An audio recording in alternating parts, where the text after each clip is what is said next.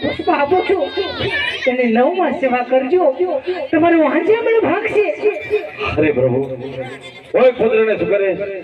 મારા રાજની અંદર ભેરવાના મે રાક્ષસ રહે છે બાર ગૌ સુધી